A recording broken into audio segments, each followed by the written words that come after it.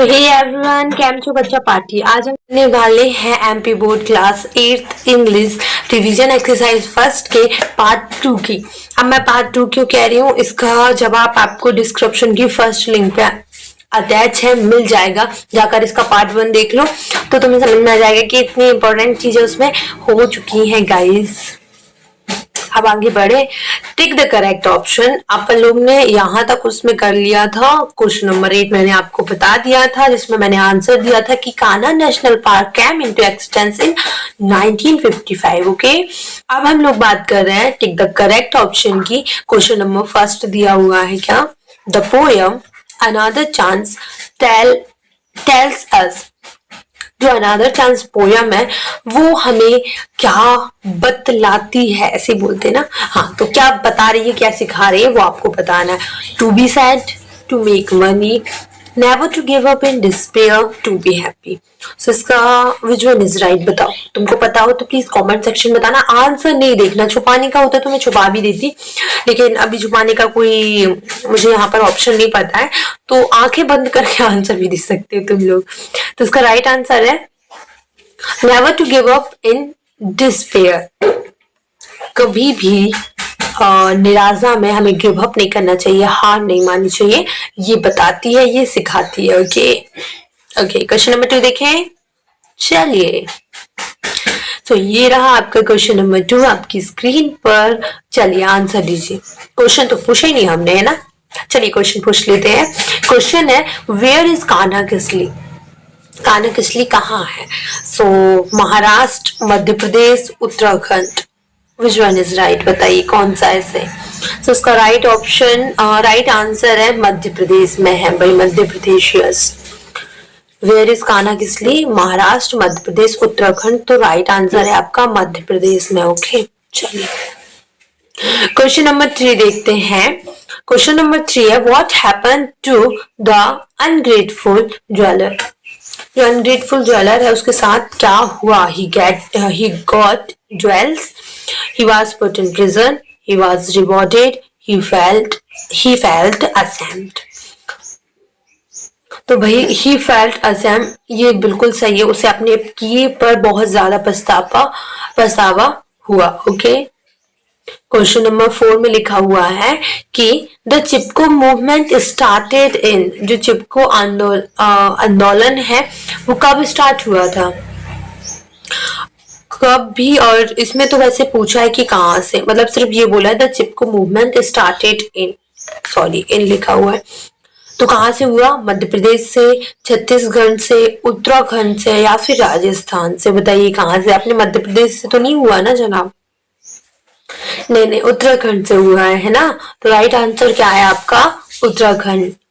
हाँ, जब हमने स्टोरी पढ़ी थी, हाँ, समझ में आ रहा है कि आपके माइंड की घटी बढ़ रही है कि हाँ हमने पढ़ा था, मैम उसमें बताया था हमारी टीचर ने। अगर नहीं समझ में आया होगा तो जाओ, डिस्क्रिप्शन में सारी लिंक अटैच है। पूरे लेसन हम लोग पढ़ा चुके हैं हमारे इसी चैनल पर, तो आप लोग जाकर देख सकते हैं जिस भी लेसन में आपको प्रॉब्लम हो रही है। The miser came to the hole to see his hands, coins, treasure sorry, और पॉट्स। तो इसका राइट ऑप्शन क्या है, ट्रेजर, क्योंकि डेली वो अपने होल में देखने के लिए क्या आता था, उसका खजाना। अब वो हैंड, कॉइन या पॉट्स देखने तो नहीं आएगा, उसका ट्रेजर देखने के लिए आता था। लेट्स लर्न, इसमें से भी बहुत सारी चीजें आपको आपके बोर्ड में, आपकी इंग्लिश ग्रामर में देखने को मिलेगा। मतलब आप ये कह सकते हैं कि इंग्लिश ग्रामर में कई बार ऐसी चीजें देखने को मिलती हैं। सो मेरे हिसाब से आपको ये पूरा पढ़ना चाहिए। Rewrite these sentences after changing the 4a gender of the noun।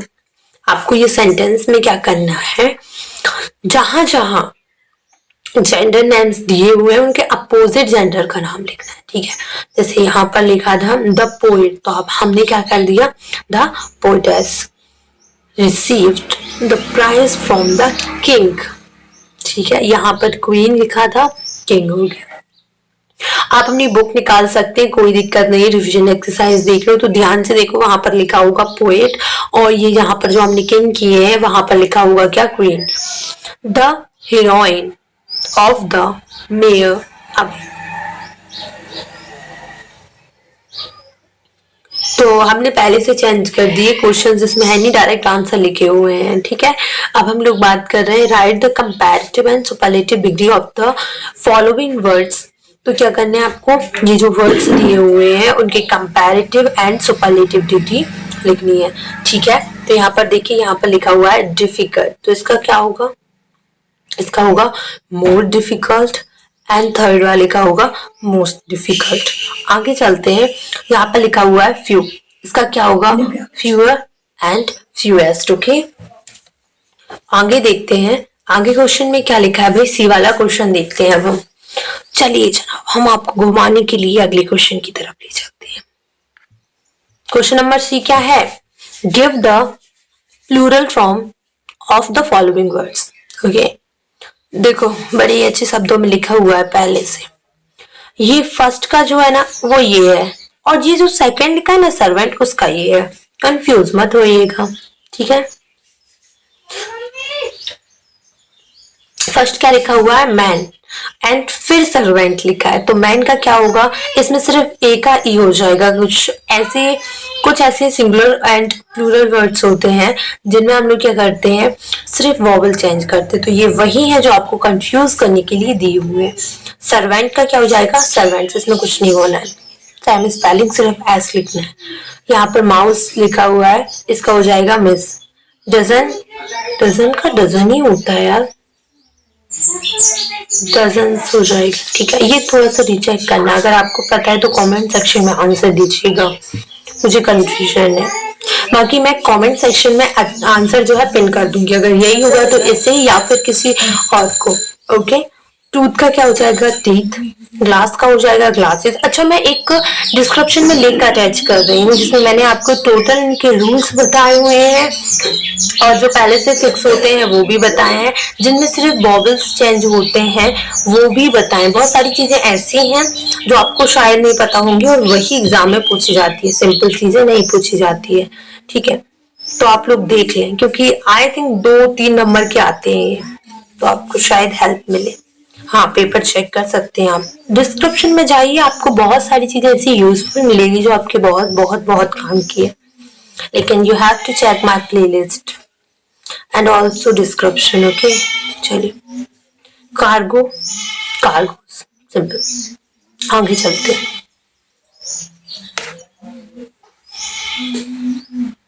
Just a second भाई, जस्ट अ सेकेंड।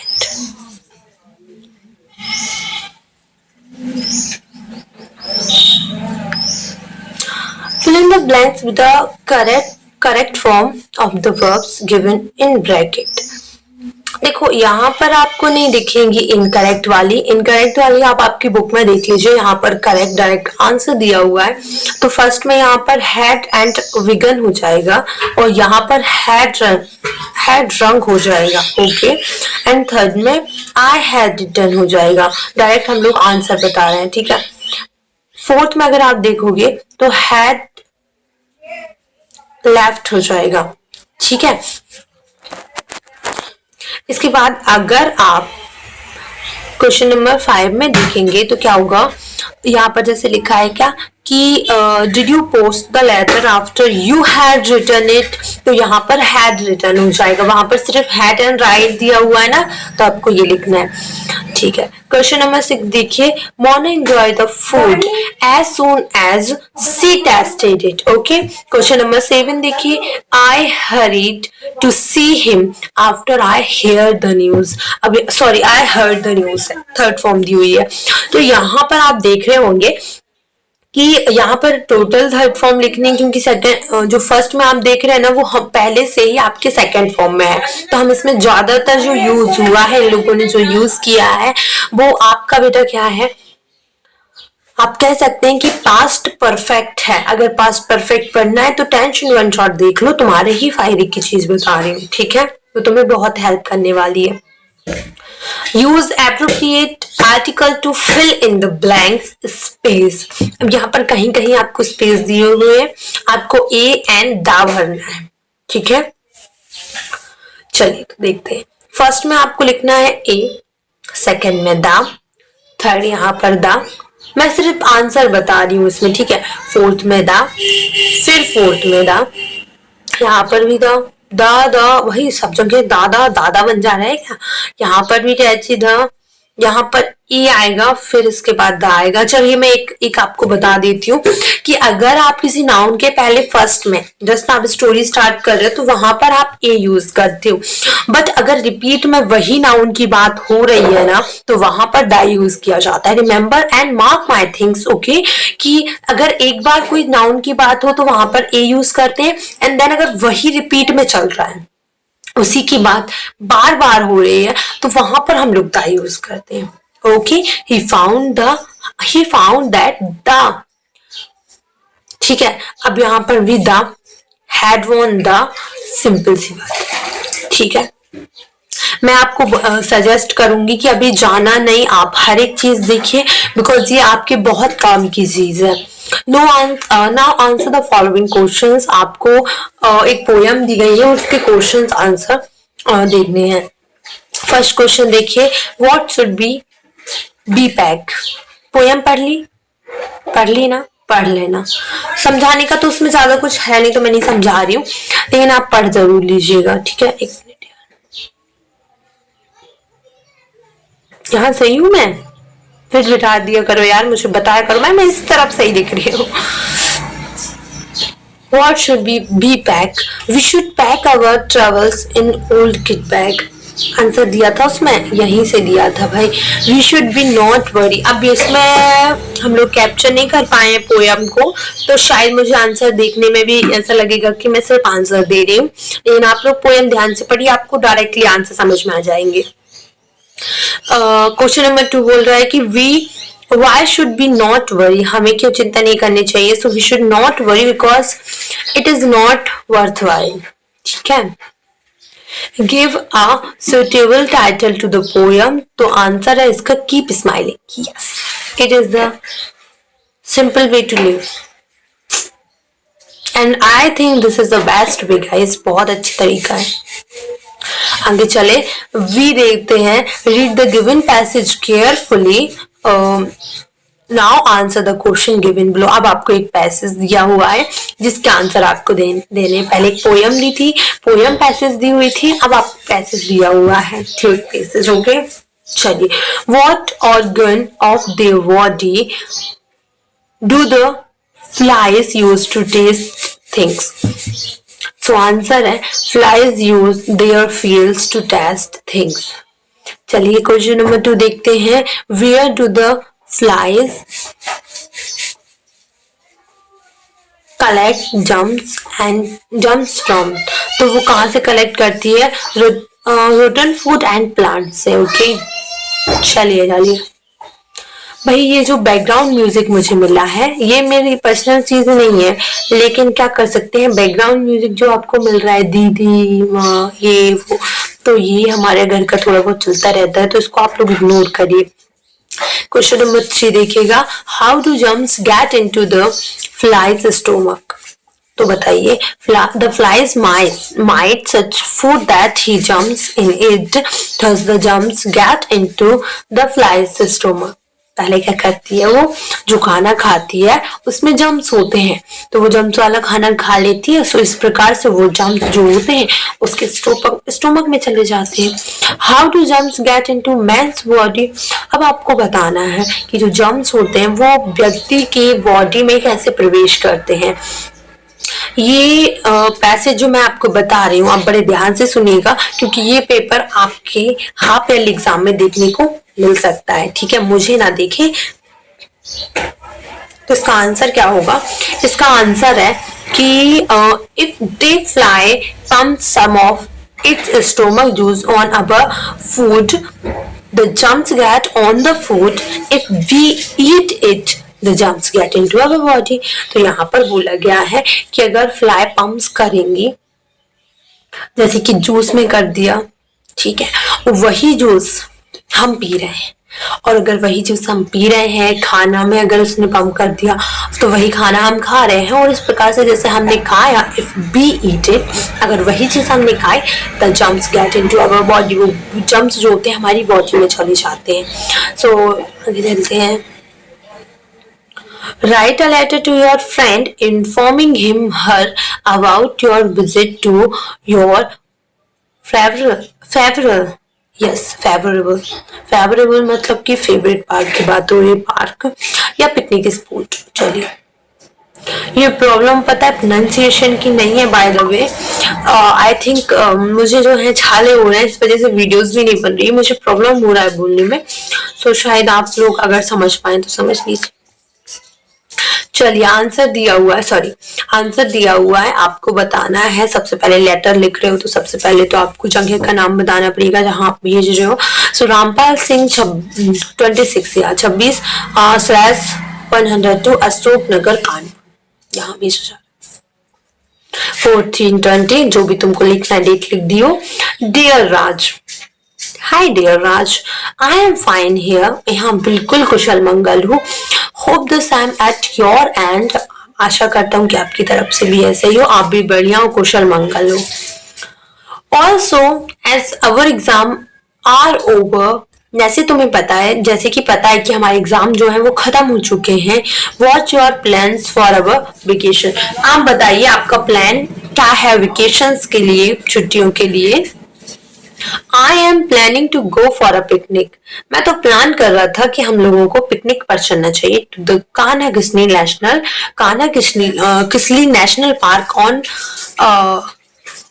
मैं प्लान कर रहा हूँ कि कान्हा किसली नेशनल पार्क हमें जाना चाहिए पिकनिक के लिए। कब जाना चाहिए, एक minute, just a second. 14th of this month, मतलब कि इस महीने की 14 तारीख। If you wish you may also join us, मतलब मैं तो प्लान कर रहा हूँ कि हमें कहाँ चलना चाहिए पिकनिक के लिए, कान्हा किसली जाना चाहिए, कान्हा किसली नेशनल पार्क इस महीने की 14 तारीख को। इफ यू विश, अगर तुम्हें भी लगता है कि तुम्हें जाना चाहिए, अगर तुम्हारी इच्छा है, तुम्हें लगता है कि तुम्हें जाना चाहिए, so you may also join us, आप भी हमें ज्वाइन कर सकते हैं, आप भी हमारे साथ चल सकते हैं। ठीक है, अब आगे देखिए। Rest in fine, pay my regards to elders and love to younger, waiting for your letter. तो देखिए, अब वो बोलते हैं कि बड़ों को मेरा प्रणाम करिएगा, प्रेम दीजिएगा, और सॉरी छोटों को प्रेम दीजिएगा, बड़ों को आदर संस्कार और नमस्कार बोलिएगा। वेटिंग फॉर योर लेटर, मैं आपके लेटर का इंतजार करूंगी। योर रमेश, आपका रमेश। समझ में आए, सिंपल सी बात है, एक अच्छे तरीके से समझा देती हूँ बहुत ही शुद्ध लैंग्वेज में कि मैं तो यहाँ ठीक हूँ, मैं आशा करता हूँ कि आप वहां ठीक होंगे। जैसे आपको पता है कि हमारे जो एग्जाम्स हैं, जो हमारे पेपर हैं, जो हमारी परीक्षाएं हैं, वो खत्म हो चुकी हैं। सो अब आपका वेकेशन के लिए, छुट्टियों के लिए क्या प्लान है। ठीक है, मैं तो प्लान कर रहा था कि हमें पिकनिक पर चलना चाहिए, मुझे पिकनिक पर जाना चाहिए कान्हा किसली इस महीने की 14 तारीख को। अगर आपको लगता है कि आपको भी चलना चाहिए और आपकी इच्छा हो रही है मेरे साथ अगर जाने की, तो आप भी हमें ज्वाइन कर सकते हैं, आप भी हमारे साथ चल सकते हैं। रेस्ट एंड फाइन, आप बड़ों को मेरा प्रणाम और छोटों को मेरा प्यार दीजिएगा, मैं आपके पत्र का इंतजार करूंगा। योर रमेश। समझ आया, मैंने बहुत ही आसान, बहुत ही सिंपल लैंग्वेज में समझाया है। चलिए आगे चलते हैं। अभी लेटर ऑफ कोर्स आता है, ठीक है, याद रखना, तो ध्यान से कर लेना। एक बर्थडे पार्टी वाला लेटर आता है और एक ये, तो ध्यान से पढ़ लीजिएगा। Right a short note about any great man, आपको क्या करना है, एक छोटा सा नोट, या मैं बोलूँ कि छोटा सा नोट लिखना है किसी भी महान व्यक्ति का नाम हो, महात्मा गांधी जी का नाम ना, ऐसा कभी हो सकता है क्या? तो हमेशा हम लोग महात्मा गांधी के बारे में ही लिखते हैं। Mahatma Gandhi was one of the greatest souls of India, तो बोला जा रहा है कि जो महात्मा गांधी है वो महान आत्माओं में से एक है, हमारे देश के, हमारे भारत देश के महान आत्माओं में से एक आत्मा है।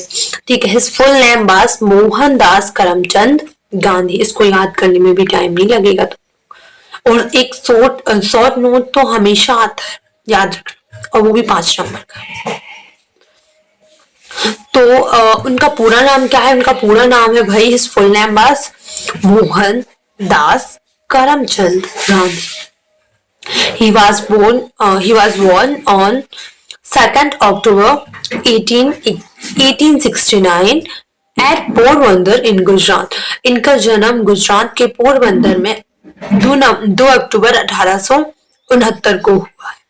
ठीक है, कहाँ हुआ है?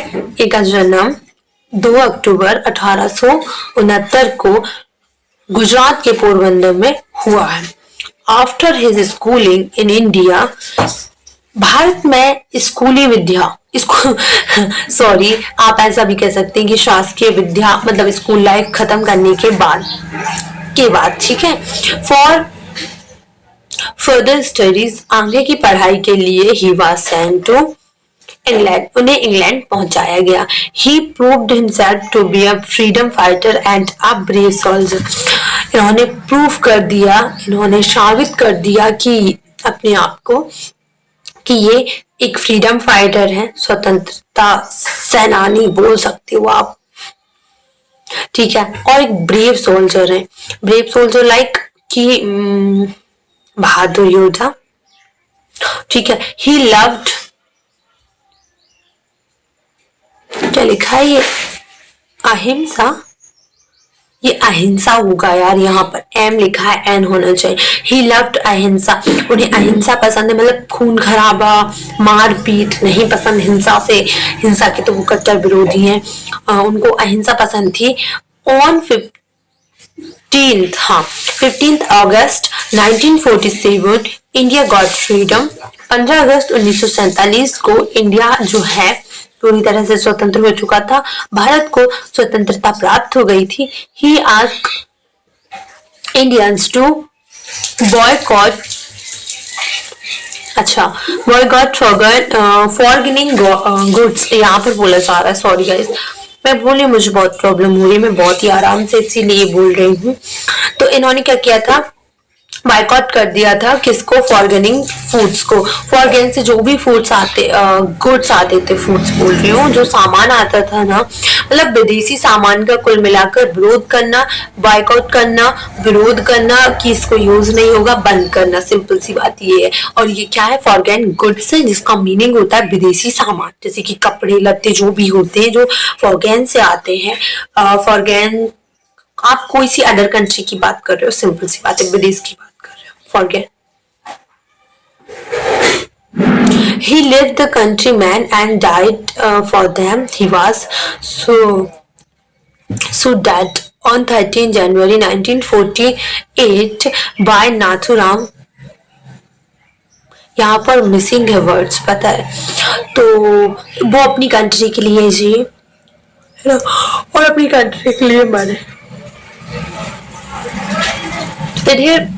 ये जो खत्म हुए थे 30 जनवरी 1948 को, सॉरी ना, हुए थे जब हमने एक महान व्यक्ति को खो दिया था. इनका मारा किसने थे? नाथुराम ने. He is N